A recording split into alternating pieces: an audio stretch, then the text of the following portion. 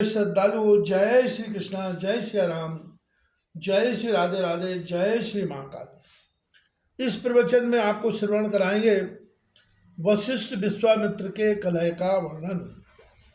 व्यास जी बोले, राजा ने एक समय विश्वामित्र ने वृद्ध विप्र का वेश धारण करके छल पूर्वक सत्यवादी राजा हरिश्चंद्र से उनका सर्वस्व मांग लिया और उनके महान राज्य पर अधिकार कर लिया, जिससे वशिष्ठ के यजमान राजा हरिश्चंद्र को अत्यंत कष्ट पाने लगे। एक बार संयोगवश वन में आए हुए विश्वामित्र से वशिष्ठ ने कहा, हे क्षत्रियाधम, हे दुर्बुद्धे, तुमने व्यर्थ ही विप्र का वेश धारण कर रखा है। बगुले के समान वृत्ति वाले हे दाम्भिक, तुम व्यर्थ में गर्व क्यों करते हो? हे जालम, तुमने मेरे यजमान निर्श्रेष्ठ हरिश्चंद्र को बिना अपराध के महान कष्ट में क्यों डाल दिया? तुमने बगुले के समान ध्यान परायण हो, अतः तुम बगुला हो जाओ। वशिष्ठ के द्वारा इस प्रकार शाप प्राप्त विश्वामित्र ने उनसे कहा, हे आयुष्मान, जब तक मैं बगुला रहूँगा तब तक भी तुम भी आदि पक्षी बनकर रहोगे।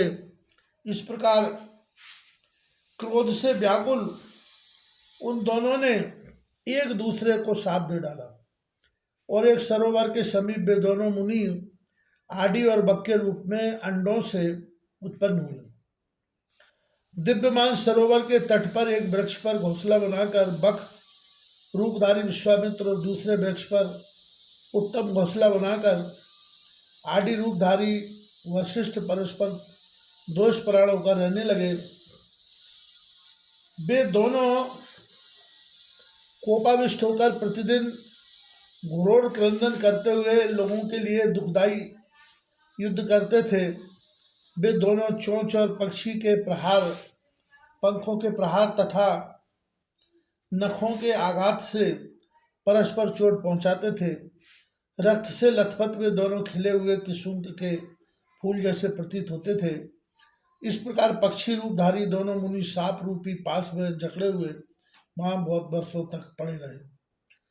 जब ये दोनों मुनि प्रतिदिन लड़ झगड़ते थे, यह देखकर लोक पितामह ब्रह्मा जी वहां पधारे।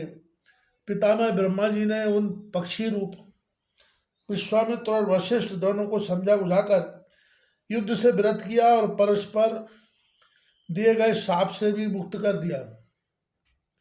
ब्रह्मा जी ऐसा करके अपने लोक चले गए और प्रजापति के उपदेश के परस्पर स्नेह करके विश्वामित्र तथा वशिष्ठ जी भी अपने अपने आश्रमों को चले गए। इस प्रकार मैत्रा वरुणी वशिष्ठ के कारण ही विश्वामित्र के साथ परस्पर दुखप्रद युद्ध किया था। इस संसार में मनुष्य, देवता या दैत्य ऐसा कौन है जो अहंकार पर विजय प्राप्त कर सदा सुखी रह सके? अतः चित्त की शुद्धि महापुरुषों के लिए भी दुर्लभ है। उसे प्रयत्न पूर्वक शुद्ध करना चाहिए। उसके बिना तीर्थ यात्रा, दान, तपस्या, सत्य आदि जो कुछ भी धर्म साधन है, वह सब निरर्थक है। सबके देहों में तथा प्राणियों के धर्म कर्मों में सात्विकी, राजसी और तामसी, यह तीन प्रकार की श्रद्धा कही गई है। इनमें यथोक्त फल देने वाली सात्विका श्रद्धा जगत में सदा दुर्लभ होती है। विधि विधानों से युक्त राजसी श्रद्धा उसका आधा फल देने वाली कही गई है।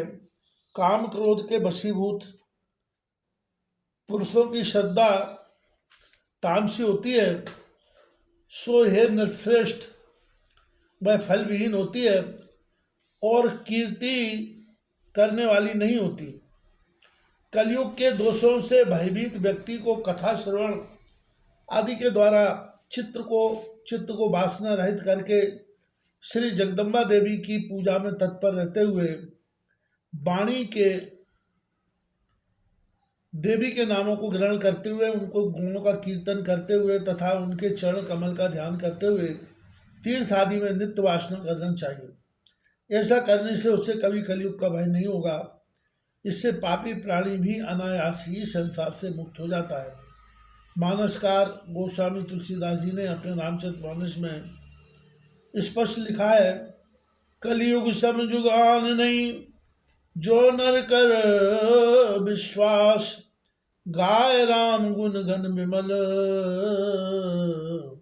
भवतर विनय प्रयास।